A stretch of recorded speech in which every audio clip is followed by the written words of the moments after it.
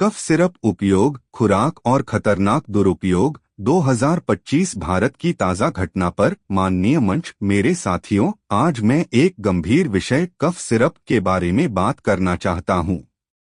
Cough syrup का उपयोग आमतौर पर सूखी या बलगमी खांसी के इलाज के लिए किया जाता है।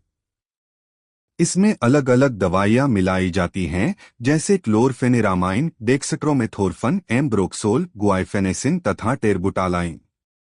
ये दवाएं खांसी रोकने, बलगम पतला करने और एलर्जी के लक्षणों को कम करने में मदद करती हैं। खुराक और सही उपयोग। कफ सिरप की खुराक डॉक्टर के निर्देश अनुसार बच्चे, वयस्क और बुजुर्ग के लिए अलग अलग हो सकती है। बच्चों के लिए बहुत अक्सर 2.5 से 5 मिलीलीटर और वयस्कों के लिए 10 से 15 मिलीलीटर दिन में 2 से 3 बार दी जाती है, लेकिन इसका सेवन बिना डॉक्टर की सलाह के, विशेष रूप से छोटे बच्चों को, कभी नहीं करना चाहिए। दुरुपयोग और दुष्प्रभाव। भारत में कफ सिरप का दुरुपयोग एक बड़ी चुनौती बनता जा रहा है।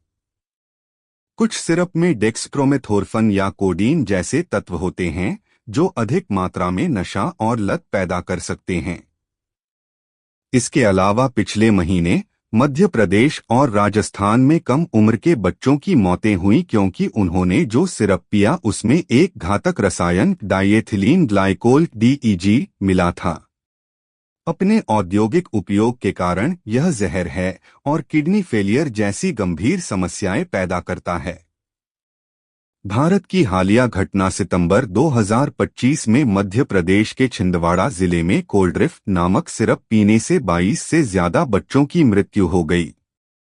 परीक्षण में पाया गया कि उस सिरप में DEG लगभग 500 गुना अधिक था।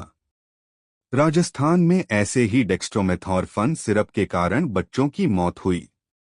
सरकार ने कोल्ड्रिफ्ट, रेस्पाइफ्रेश TR और रिलाइफ जैसी उत्पादों को तुरंत प्रतिबंधित कर दिया। कारखाने बंद किए गए और जिम्मेदार लोगों पर कानूनी कार्रवाई हो रही है। WHO ने भी अलर्ट जारी किया। भारत और अन्य देशों को इस तरह की दवाओं का प्रयोग बच्चों में रोका जाना चाहिए। निष्कर्ष और संदेश। कफ सिरप का उपयोग केवल डॉक्टर के निर्देश अनुसार करें। बच्चों को कोई भी सिरप बिना विशेषज्ञ की सलाह के बिल्कुल ना दें। दवा के दुरुपयोग और फर्जी दवाओं की सूचना तुरंत स्वास्थ्य विभाग को दें।